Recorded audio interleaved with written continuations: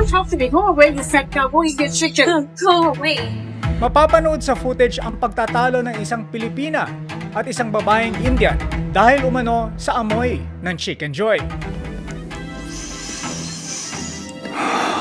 Pero imbis na kausapin ng maayos, ito ay kanyang binastos. I should call you out when you are fat. Majority chicken. You wonder why you're fat. At minaliit pa bilang domestic helper lamang. Excuse me, I'm not a domestic helper. I said like And most whatever. of you. Do you understand English? Humirit pa si tita na ang mga Pilipina raw ay parausan lang ng mga dayuhan. Sa isang maikling eksena, lumitaw ang mas malalim na problema. Isa itong malinaw na halimbawa ng racial discrimination or racism. Kaya hindi nakapagtataka kung bakit umapaw ang galit ng mga Pilipino online. You stinky Indian bitch. Go and take a bath. Pero habang binabasa ko ang mga maaanghang na komento, napaisip din ako, racist din nga ba ang mga Pilipino? Kung nais natin baguhin ang tingin ng mundo sa atin, kailangan magsimula muna tayo hindi sa iba, kundi sa ating sarili. Una, igalang ang kultura ng iyong lugar na pinupuntahan. Kung gusto mong igalang ka bilang isang Pilipino, unahin mong igalang ang iba. Pangalawa, piliin ang tamang komunidad. Mas madaling matuto at magpakatao kapag tama ang kasama mo. Pangatlo, tanggapin na hindi lahat ng kultura ay pasok sa iyong panlasa. At okay lang yan. Pang-apat, Louis Sangalong is the living embodiment of resilience. A former national Philippine MMA champion with an unblemished 5-0 record, Louis' victories extend far beyond the cage. He was diagnosed with a rare and aggressive cancer that statistically takes the lives of 1 in 2 patients. Louis not only survived but thrived, earning him the title of undefeated in life.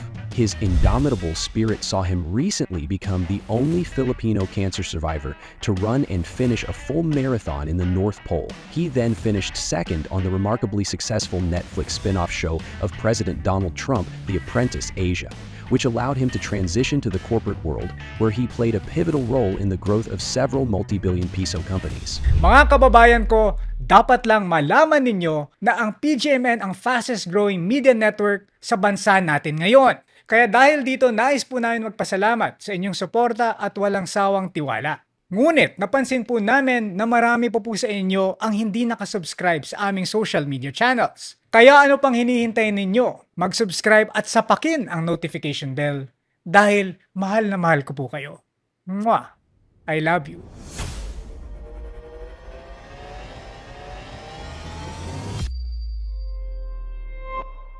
Kamakailan, nag-viral ang video ng 2 babae sa loob ng tren sa Hong Kong. Don't spit on me. I'm not spitting on You you. are. Your saliva is coming. Don't talk to me. Go away, you fat cow. Go eat your chicken. Go away. Mapapanood sa footage ang pagtatalo ng isang Pilipina at isang babaeng Indian dahil umano sa amoy ng Chicken Joy. Majority chicken. You wonder why you're fat. You don't care. Maybe you don't have the money to buy chocolate chicken. No, I don't. Ayon sa mga ulat, hindi raw nagustuhan ni Tita from India ang aroma ng ating pambansang pritong manok. Pero imbis na kausapin ng maayos, ito ay kanyang binastos. Tinawag na mataba. Don't talk to me. Go away, you fat cow. Go eat your chicken. I should call you out when you are fat. Majority chicken. You wonder why you're fat. At minaliit pa bilang domestic helper lamang. I don't work here as a domestic helper like most of you. Excuse me, I'm not a domestic helper. I said like And most whatever. of you. Do you Whatever. understand English? Humirit pa si Tita na ang mga Pilipina raw ay parausan lang ng mga dayuhan. At the airport, ask the Filipino who came in, are you a prostitute or domestic helper? Everybody knows they're A Whatever. or B, okay? Hindi naman nagpatalo si ate. Ipinaglaban niya ang dignidad ng ating mga kababayang OFW. So, what is that? You're saying that you're not discriminating Filipinos, but what are you saying? Talk to the newspaper. They are already saying that. Ang bangayan sa tren ay hindi bastang simpleng pagtatalo. Sa isang maikling eksena, lumitaw ang mas malalim na problema. Ang patuloy na mababang pagtingin ng ibang lahi sa ating pagkatao bilang Pilipino. Isa itong malinaw na halimbawa ng racial discrimination or racism. Ang paniniwala o kilos na nangmamaliit sa kapwa base sa lahi, kulay o pinagmulang bayan. Hindi man ito laging lantaran, ang racism ay nararamdaman sa mga tingin, kilos, salita o katotohanan na ginagamit para ikahon o maliitin ang ibang tao. Malinaw ang mensahe sa video, mas mataas ang lahi ko kaysa sayo. Kaya hindi nakapagtataka kung bakit umapaw ang galit ng mga Pilipino online. The nerve of this Bombay woman. Bumuhos ang mga reactions, comments at suhestyon. Puro inis, puro pangungutya, at mabibigat na salita. You stinky Indian bitch. Go and take a bath.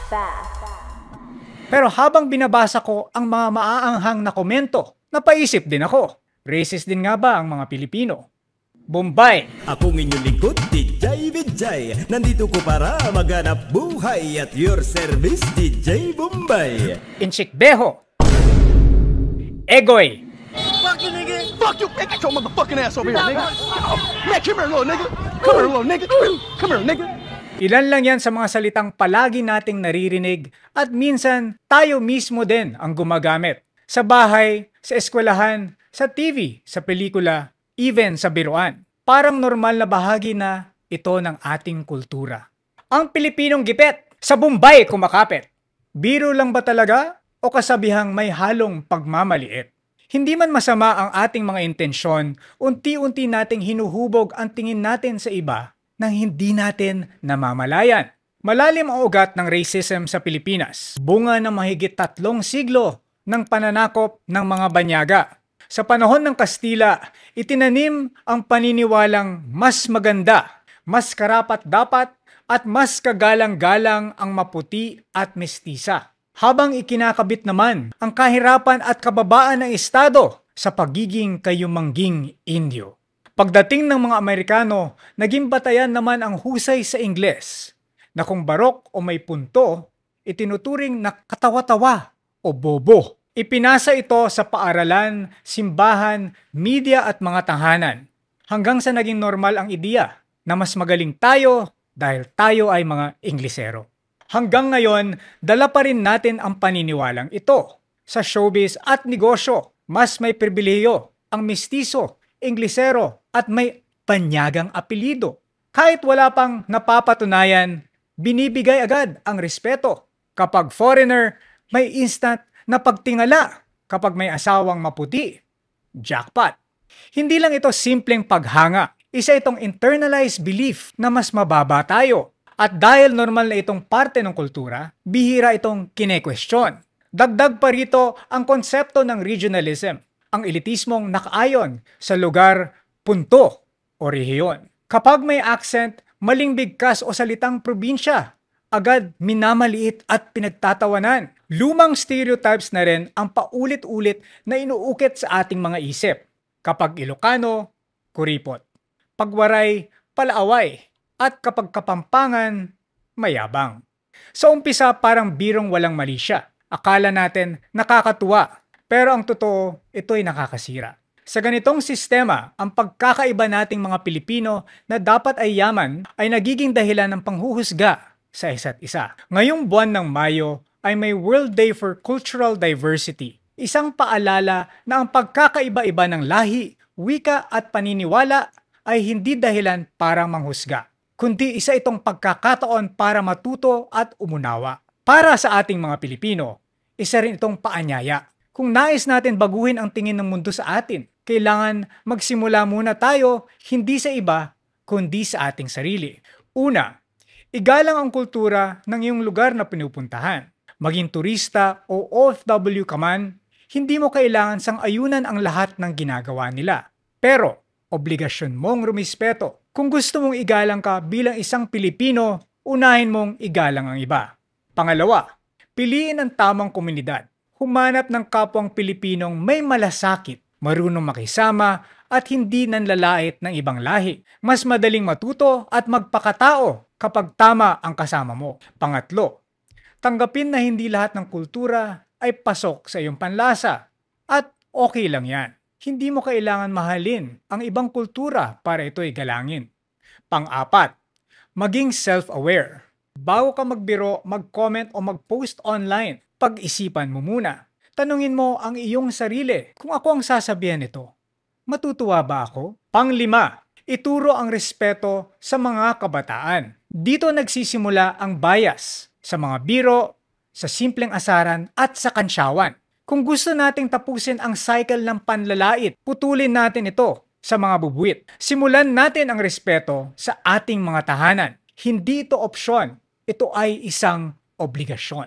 Hindi madaling ayusin ang ganitong ugat ng ating mga problema. Pero kung may dapat magsimula ng pagbabago, nandito tayo. Kung ayaw nating mabastos sa ibang bansa, dapat marunong tayong gumalang sa sarili nating bakuran.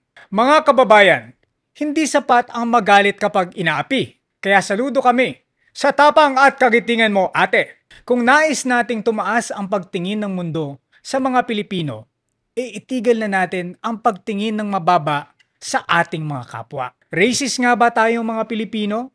Parang mahirap aminin.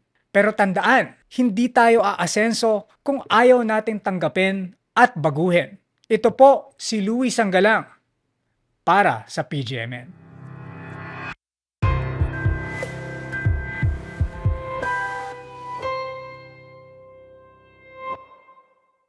Hey PGMN fam, Louie Sanggalang here, and I've got something that's gonna seriously upgrade your grind. Let's talk TT Racing gaming chairs, built for comfort, performance, and that sharp professional look. These aren't your average chairs. We're talking ergonomic design to support you where it counts. Breathable mesh to keep things cool, and 135-degree recline when it's time to kick back and recharge. Whether you're in beast mode gaming, locked in at work, or just flexing your setup, TT Racing's got your back. Literally. Strong build, clean style, and next level support. Hit up ttracing.ph to grab yours today. Trust me, your back and focus will thank you. Join over 10,000 fans already repping TT Racing on Facebook. Don't just sit down. Own your space. Thrive with TT Racing and let's get it on, netizens.